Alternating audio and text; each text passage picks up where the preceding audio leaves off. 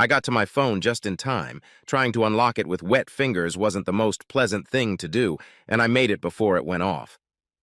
Sorry, honey, I was in the shower. I'm all slippery and wet. Damn, I thought you were saving yourself for me when I got home tomorrow night. Who made you so slippery and wet? For a millisecond, my pulse jumped before his mouth quickly turned into a beautiful smile that told me he loved me. Silly, I was in the shower. You called 5 minutes early. I'm still soapy and I have conditioner on my hair. He let out his sexy chuckle, his teeth flashing white as he slowly shook his head. We have a little problem, so everyone's busy on the platform. I need to fill in, so I'm calling earlier. His smile faded. Why did he pause in his sentence? That alarmed me. He regained his composure and his smile returned, at least partially. I suddenly wondered if he saw something here that might give it away. Jimmy, are you okay? You look like you've had a sudden realization. Sorry, Jade, something important's come up. I gotta go. Weather permitting, the chopper should be here in the morning. It's like these 3 weeks are getting longer and the 2 weeks you'll be home seem short. I want you back in our bed so badly. Just tell Jade and I'll drop everything. Money doesn't matter. But we do. I've been saying all these 5 years, if you want me to get a job onshore and not on those gas platforms in the North Sea, don't be afraid to ask for what you want. This job means a lot to you. Plus, the pay is prohibitive. I love you, Jimmy, and I promise we'll make up for 3 weeks of missed fun. I love you, Jimmy. I'm serious, Jade. I'd rather get a job at the supermarket than lose what we have. I loved you, Jade. I'm sorry. I gotta go. I felt uneasy, as if he'd said loved me rather than I love. I must be getting paranoid. But something was bothering him, like something had happened during the video call that made him change. I looked around. There was nothing there to give me away. I'd been so careful to cover my tracks and make sure everything looked normal. My special time was carefully planned so as not to arouse suspicion. On Friday nights, I would go out with the girls and be a model wife, never dancing with any of the men who were always hitting on us at the club. Back I'd take a cab with Jimmy's sister Beth, who'd drop me off first. And then I'd ring the doorbell, knowing his security camera was signaling him that I was home. I'd get up, throw my coat off my shoulders, and kiss him on the doorbell camera, knowing he'd look at it later. I had never given him, or anyone else for that matter, the slightest reason to doubt that I was anything but a faithful wife who once a week spent an evening with her girlfriends while my husband traversed the perils of the North Sea to maintain our fantasy life. I removed a new set of electric-colored underwear from a hook on the bedroom door.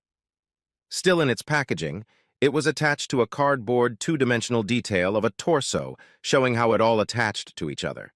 Full of various clamps, it essentially formed a harness. Add to that pale blue stockings and a thong to match, and I could see that I was sexy as hell. I shuddered at the thought of having to show it to Dan, and up close and personal. Our dates were quick and lusty, with no foreplay, dinners, dances, or the subtleties of seduction that are part of a typical relationship, if you consider my marriage to Jimmy typical. For the past 18 months, it had been the same. Jimmy would leave for work on Fridays. I would pack up and drive to the club at least an hour before the other girls. As soon as the cab dropped me off at the club, I would enter through the back service entrance. My body knew what was waiting for me, and my skimpy underwear was always damp and sticky before I reached Dan's office.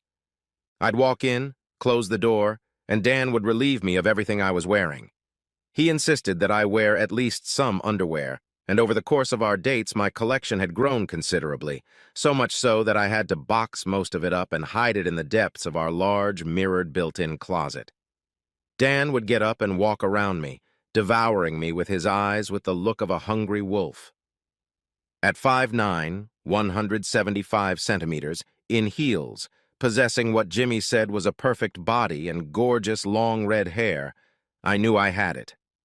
Dan wanted it, and he was taking it. There was no love in it, just a release for both of us. He told me what a dirty slut I was. All the humiliation and insults only increased my sexual pleasure and release each time it came, and that happened more than once during our brief encounters.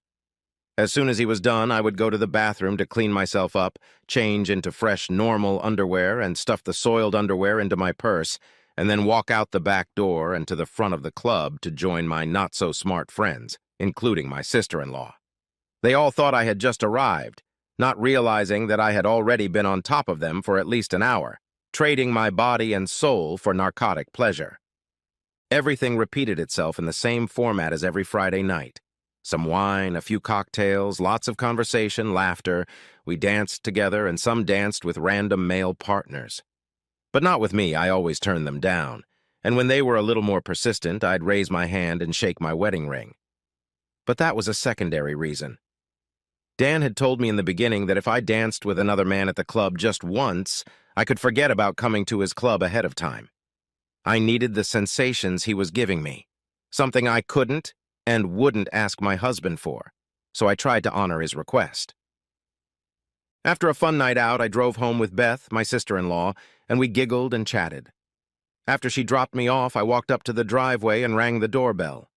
Looking up at him, I leaned forward and kissed the air as sexily as I could, telling Jimmy I missed him before opening the door and walking in. At some point during the night, he saw this and sent me a little emoji kiss on WhatsApp in return. When I woke up in the morning, I saw that he had written me a message, but it wasn't quite what I expected. It simply said that there was a problem and he was running late, but would be home on Monday. I started to worry. Did he really know something, but how? He had never been to the club, so there was no way he could have set up a camera there. Dan advised me to always linger and look in my purse for a few minutes before entering the club, but to look around. Did the car pull into the parking lot after the cab? Are there no cars in the parking lot from which someone is watching me? If for some reason I thought I was being followed, I had to enter the club through the front door. Of course I didn't miss anything, did I? I chalked it up to a malfunction in the rig. It had happened before, but I felt uneasy. Saturday morning, I washed new underwear, as everything I wore for Dan was guaranteed to be stained. The night before, Dan had fucked me at the end of our game. In the middle of the morning, a text from Beth arrived on my phone. Jimmy texted her that he wouldn't make it back in time and asked if she would take me shopping on Sunday. Her husband Stan was playing golf that day, so we took the train to London and did just that. I was excited that he was supposed to be home the following evening, but was saddened when I received a text message in the middle of the day saying he wouldn't be home until Tuesday. There were no emoticons in the message, just text, which was uncharacteristic of our communication these days. I immediately replied to the message with a sad face, a kiss and a couple hearts, and waited. Nothing came in response. I called him, but the call went straight to the answering machine. A few minutes later, Beth's phone beeped to let me know a message had arrived. When she read it, I was sure her eyes rolled and looked at me for a moment before she typed a reply and put the phone back in her purse. She looked up at me and smiled, but somehow not in the same way. They can't know. I'm covering my tracks and the evidence just isn't there. But I still felt uneasy. I asked her, was there something important? She literally looked me straight in the eye. It was Stan. Apparently one of his friends had just found out that his wife was cheating on him. I felt my heart jump to my throat. She seemed to be looking right into my soul. Oh, that's terrible. Do we know them? She was still looking into my soul and replied, yes, we both know him, but not her. She's a stranger to us. I felt uncomfortable. I wanted to ask something else, but considered it a good idea to keep silent. On Monday and Tuesday, I cleaned the house again. My new soiled laundry was now clean and dry and joined the large collection I had amassed over the past 18 months. I began to think that it would now be wise to sort through it and get rid of some of the stuff, but the idea hurt me as it wasn't all cheap, and it wasn't meant for my husband. Maybe it was a mistake. Maybe I should start using some of it by the time he gets home. He said he should be home around 4:30, so I headed to the gym at 12 to try and calm my mind before he got there. After the first time I slept with Dan, I was sure I had the word guilty tattooed on my face, even though I made every effort to act natural when Jimmy came home. But Jimmy didn't say anything. This tattoo of my shameful act was just not visible to him. After realizing this, I realized I would be safe if I followed simple rules. Act normal, don't try to compensate, don't say no to my husband, and my affair didn't happen anywhere but Dan's office during those girls' nights out. When I returned from the gym, I was shocked. Jimmy had already returned and was sitting on the terrace, looking across the garden at Conisbrough Castle in the distance. I went outside to listen to the light rustling of the trees and the birds singing. Jimmy sat there, not getting up to hug me. He just turned his face to me with a blank expression and stared at the garden again. I felt my heart beat faster and a terrible knot formed in my stomach. How long, Jade? I hadn't expected such a question and tried to think fast. There was nothing that could give me away or have a rational explanation. Jimmy, what are you saying? What are you implying that I'm having an affair? He turned and looked at me, his face expressionless. I'd seen it before when we'd sometimes get together with friends and family for an evening out, the guys playing poker and us girls drinking and chatting. I stared at his best poker face. The silence continued and I felt a tear roll out of my eye. Jimmy, I didn't do anything. He stood up and picked up a box I hadn't noticed beside him, then dumped its contents on the table. 18 months of worn underwear lay in a pile. He sat back down, turned, and looked at me with an expressionless face. I felt like cursing, but that would have given me away. I needed to play his game. You put 2 and 2 together and you get 5. I missed you. It's not what it looks like. I get lonely when you're not around, so I started buying lingerie, and I loved looking at myself in the mirror. I wanted to make sure I still looked sexy, make sure you still wanted me. I felt embarrassed at how much I had bought, so I shoved it in a box in my closet. I thought you'd be mad at me for spending so much money. You're wrong, Jade. I don't care how much you spent to show me how beautiful you are. But I'm not the one benefiting from what I think is now a tasteless pile of junk you've soiled. He lowered himself to another chair and pulled out a large brown manila envelope. It had a small bulge on it, meaning it wasn't empty. He put it down in front of him, then looked up at me with the same face and said nothing. I looked at the envelope and fear gripped me. What had he gotten? And how did he know? I needed a clue to at least try to limit the possible damage. His sister's remark about her husband's friend led me to believe she was referring to my marriage. When she said, "We don't know this woman," she was referring to the other me, the one who had broken her wedding vows. I was in trouble. What's in the envelope, honey? The truth, Jade, just the truth. Then you have to show me what's in there. I have nothing to hide. If you think I've done something wrong, something that's come between us, you're wrong. It'll be a simple misunderstanding, trust me. He bent over the table and started going through the things scattered on it as if he was putting on a little show. Then he found the blue underwear I'd worn on Friday. Did he like seeing you in it on Friday? I jumped up from my chair, leaned over the balustrade separating the decking from the garden, and exhaled dryly for a few moments, now shaking violently and tears streaming from my eyes. I racked my brain, wondering how he could have known about this. As I stood there, frantically thinking, his voice brought me back to that moment, saying 3 words that no partner in a relationship wants to hear. We need to talk. I looked at him, and he nodded to the chair across from me. I sat down and looked at his face. There was no emotion on it, just the same poker face I'd seen a few minutes ago when I got home and my world was starting to crumble by the second. Jade, look at me, okay? Here's what's going to happen. I'm going to hand you this envelope so you can have a copy of all the evidence of your infidelity, and you'll only get one chance. I want you to tell me the whole truth from the beginning when it started.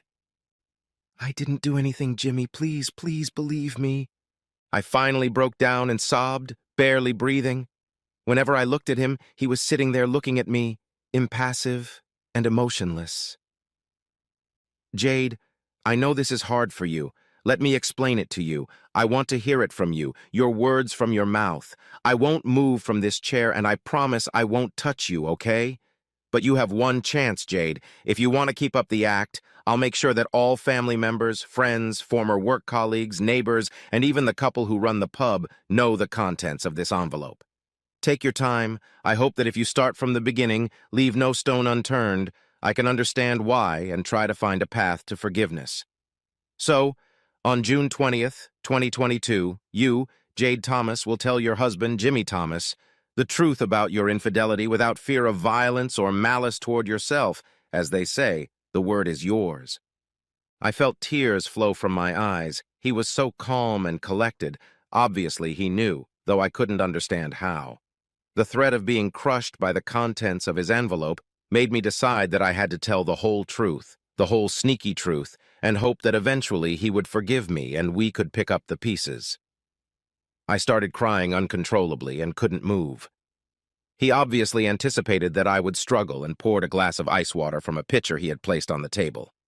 He went back into the kitchen and picked up a box of tissues. "I'm sorry, Jade. I knew you would need water, but I didn't realize it would hit you so hard. Here, take the tissues. When you're ready, shoot." I tried my best to wipe my eyes, but I couldn't look directly at him, so I focused on the glass of water in front of me before I spoke. "First of all, Jimmy, I'm sorry. I'm sorry I did it, and I'm sorry you found out and it hurt you. I wasn't actively looking for someone. It just happened. It kicked up a perfect storm of shit in my life when you weren't there to help me."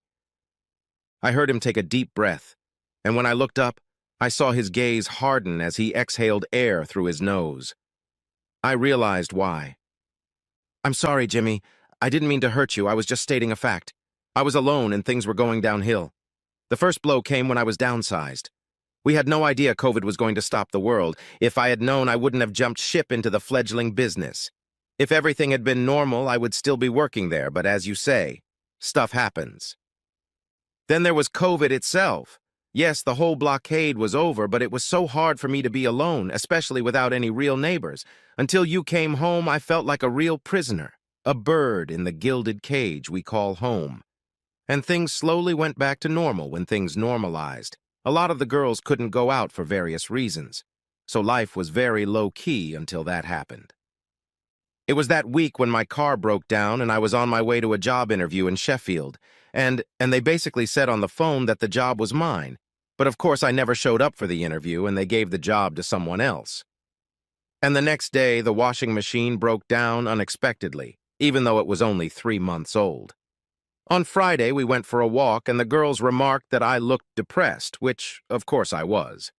When we left and were almost home, I realized I had left my phone behind. Beth called and was answered by the owner of the club. The phone was given to the manager and I could pick it up whenever I wanted. It was my only way to stay close to you when you were at work, so the cab took Beth home and I went back to the club to get my phone. They directed me upstairs to the office of Dan, the club owner. I knocked and walked in and he was sitting at his desk. He got up and walked over with my phone and I started apologizing for leaving it behind. As he held out his hand to hand it to me, I could smell his aftershave. It was yours and my favorite obsession.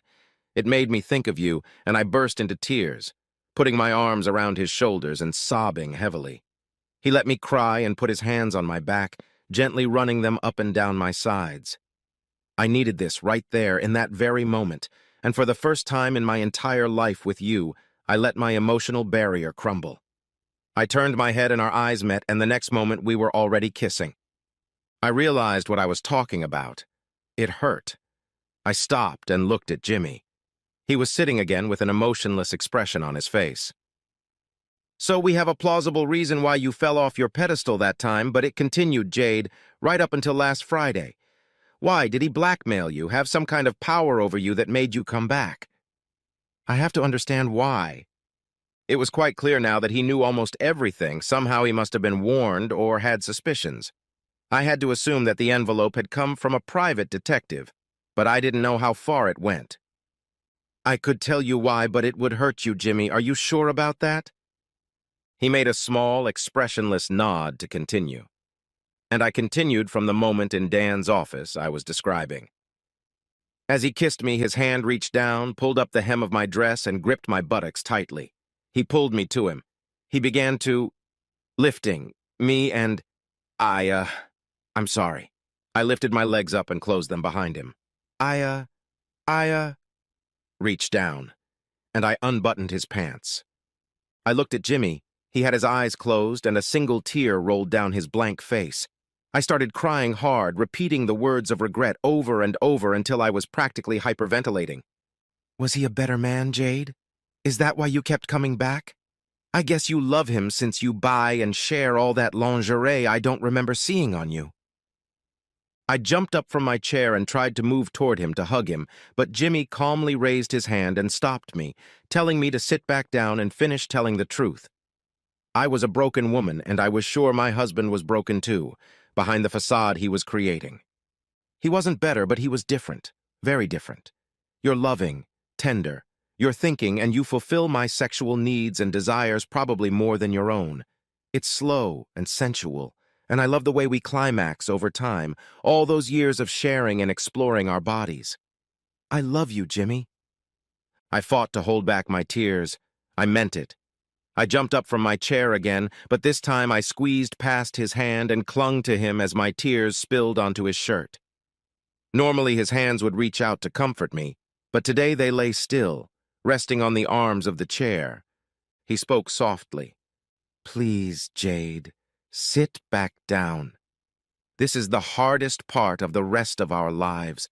Let's get through this. I have a few questions, Jade, if you don't mind.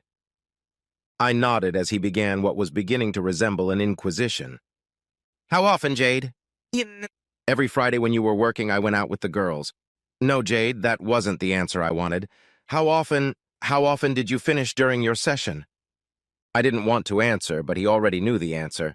I could barely speak between streams of tears and sobs. At least a couple times. Did you get dressed for him? I did. It was getting harder and harder to hold myself together.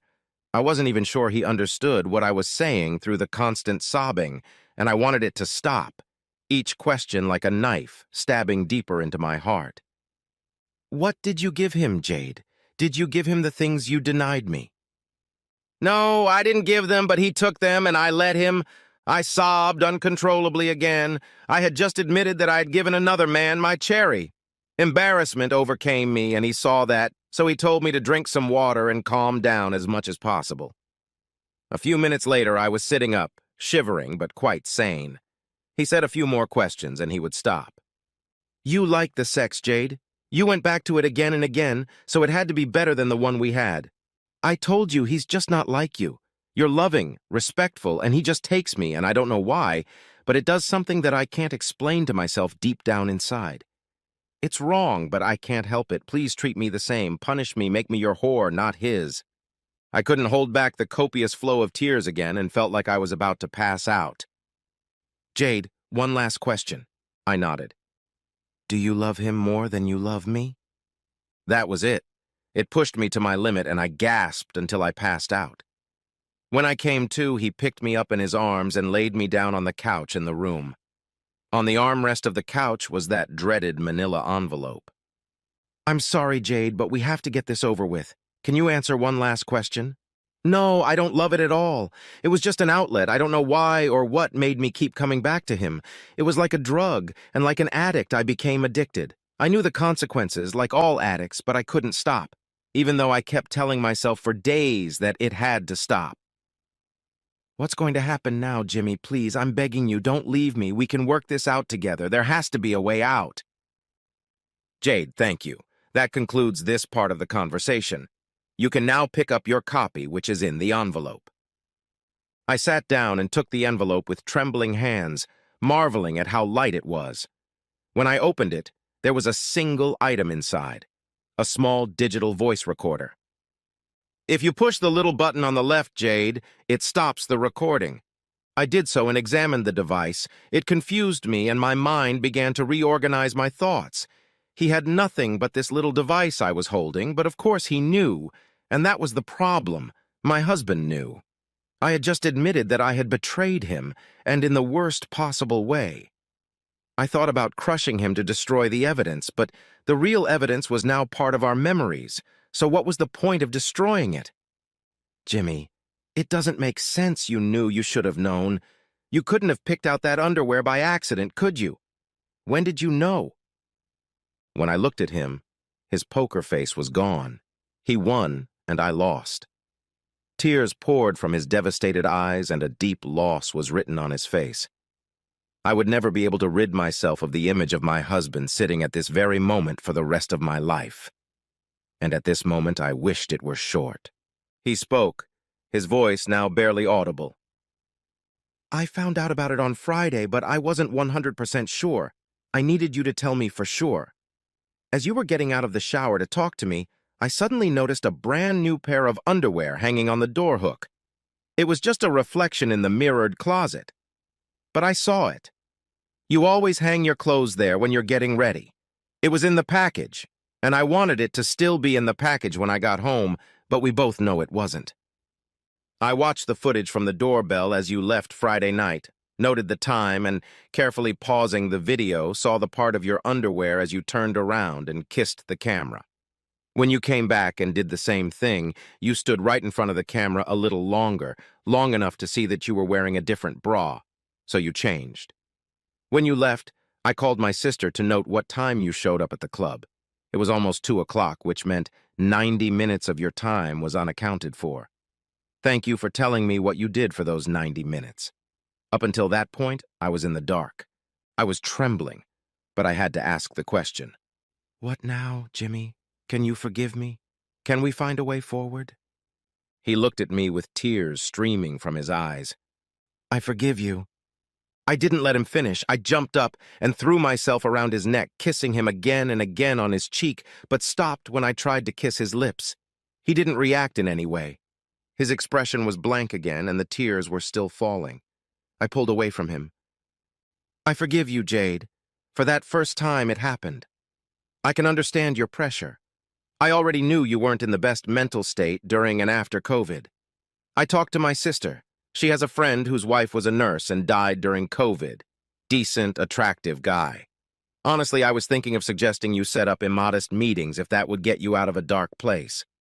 As for all the other times you've cheated on me, I can't forgive them, and I can't look past them. I wanted to cry, but I had to take the little opportunity he gave me. Wait, Jimmy, you'd let me sleep with someone? Who cares, really? You're offering more than I did? When I was with Dan, I had an hour of nonstop hardcore sex, and yet you're suggesting that someone could do to me what you and I did. He walked across the room and picked up a vase. My vase. Jimmy, please don't. You know what that vase means to me. I know, Jade. I don't plan to do anything but look at it. I remember how proud you were of her in school when you made her. I remember how she was displayed in your senior year, showing that there were talented people in the school. We both fell in love with her. I'm not going to, but suppose I throw it against the wall so it shatters into thousands of shards. Suppose we spent a year looking for every tiny fragment until we were sure we had all the pieces, and then carefully glued it all back together. Would you still want to put it in a prominent place in our house? Would it still be the same? On the other hand, if we both agreed to lend it to someone who would appreciate it, would they return it intact? I knew where this conversation was going, but I had to keep going. I could barely whisper an answer. No, Jimmy. It would be noticeable that it had been glued together. It would look similar, but it wouldn't be the same. But if we lent it to someone, they would take care of it and return it safely. By the time I broke down and sobbed uncontrollably, I realized what it was all about. Our marriage was the equivalent of that vase broken into all those shards. Jimmy would only see it after it was repaired as a mended vase. The vase would never be the same. Our marriage would never be the same. If we had borrowed it, and by that he meant agreeing to some kind of relationship with someone else while he was away, our marriage would probably be intact too. So now what? I've already packed a couple of suitcases and talked to my sister about staying with her. You're staying here, you were a brilliant real estate agent, so get on with selling this house unless you don't need it and can't pay the mortgage to keep it. I want to be honest, we don't have kids, so it's 50-50 or so. Before I leave, would you be okay with that? I wanted to scream and yell that it wasn't fair, that I didn't want him to leave, but I knew my husband. He would never see our marriage in the same light, and it would fall apart. I didn't sob. I held back, but the tears ran down my cheeks like 2 mini rivers. He went upstairs and came down with 2 suitcases. He came over, and when the sobs started again, he hugged me tightly, and I realized that this was the way my husband would never hug me again. I could barely speak. If I could damn myself to an eternity in hell to hold you, I would, but I know I can't. If it means anything, I'm truly sorry for what I did. These things happen. Watching you for the last hour was punishment enough in my eyes, but you lost something that was dear to both of us. I pray that you can come to terms with that. Then he left, and I sat on the floor with the front door open and watched his car drive away from the house and probably never come back. I wanted to run into the kitchen and slit my wrist, But that would have been the easy way out for me, and I would have punished Jimmy even more than I had already managed to accomplish. In April 2024, I took my goddaughter Amy in my arms and dedicated my life to her. She was so tiny and helpless, and I was grateful for the opportunity. After Jimmy left me, I didn't realize that he had tendered his resignation from his job. I later learned that he planned to find some local work if his suspicions proved unfounded. Otherwise, he was planning to go overseas. Eventually, after he left me, 4 weeks later, he ended up in the U.S.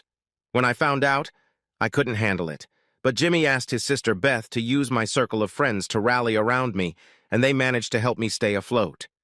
The house was sold pretty quickly, and up until that point, Jimmy continued to pay the bills and even paid me some money to get me through until the house was sold. I never contested the divorce, and 6 months later our marriage was just a statistic on the list of divorce cases in the UK.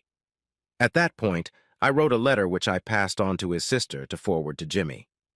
It didn't seem right to send a text message expressing my sadness and regret that I had done this to him.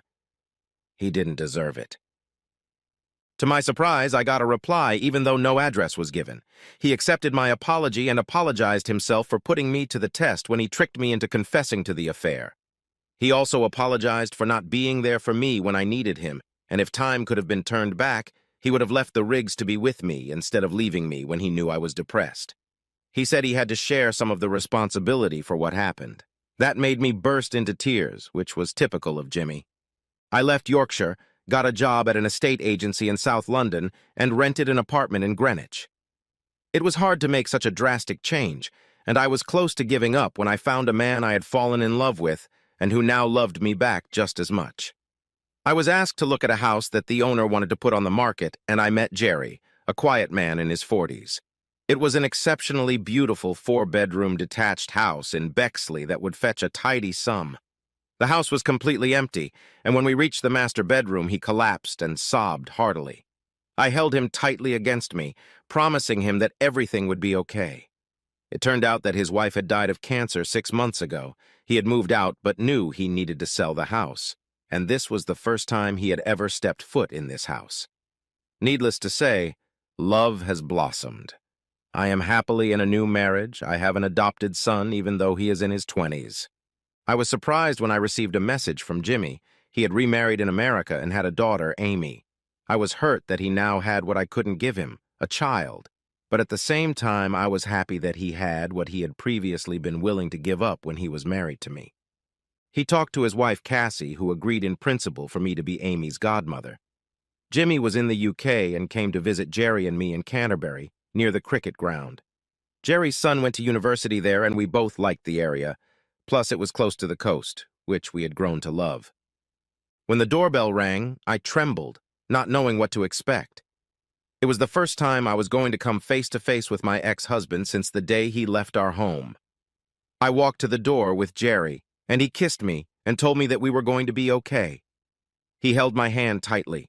I wanted to cry, but knew I shouldn't because when I opened the door, I saw a tanned Jimmy with a woman who looked at least 10 years younger than him, holding a small bundle named Amy. We escorted them into the house and began to get acquainted. Cassie was wary at first, but I think she quickly sensed that I was happy with my life, and within an hour we were like old friends. I knew Jimmy and Jerry wouldn't have a problem. They had similar personality traits, although as I became more intimate with Jerry as our relationship progressed, he was somewhere between Jimmy and Dan in the way he treated me in the bedroom. For a man who didn't deserve a second chance, I promised to never, ever stumble in my relationship. I went so far as to get a tattoo, which I had never done, on my upper left thigh. It was a small scroll that read, "Till death do us part." Above the top of the scroll it said Jerry, and just below that it said Jade. After lunch I talked to Jimmy and thanked him and apologized again. He smiled and said that, in the end, things worked out well for both of us. I couldn't have children, and Jimmy had accepted that our relationship would be like that, and having Amy and meeting Cassie was a big plus. He asked me what happened to Dan, why I didn't continue that relationship. "We didn't have a normal relationship, Jimmy. It was just brief sex on those Fridays, nothing more and nothing less. Neither of us gave a damn about the other. After you left and he found out, he dropped me like a stone, Not that I would have come back. What turned him on the most was that I was married. I know you were ready to divorce under the pretext that we were just estranged, but I told everyone everything, even though you already know about it from your sister. Rumors of him being a homewrecker with no morals spread on local social media. When another woman told the same story before COVID, his clientele dropped dramatically and the club closed. After that, he simply disappeared. As I was finishing my sentence, I saw that Jimmy was distracted by something. For a moment, I remembered the day his eyes had been averted from me during that fateful video call when he saw the reflection of my underwear in the mirrored glass. But this was different. He walked over to the mantelpiece and picked up what he mistook for a paperweight, but he, and only he, except me, knew exactly what it was. By that time, Jerry had come up. It's a strange piece of jewelry, but Jade said it's as important as her vase and important to us. She touches it every morning when she gets up and before we go to bed. She tells me it's what will cement our love forever. But I still don't understand why someone would put a cheap digital recorder into a block of clear acrylic to make a paperweight. Jimmy smiled and cast a sly glance at Jade, who was doing the same thing he was doing. It was evidence that she had learned her lesson. Never stop loving a good person, even for a second.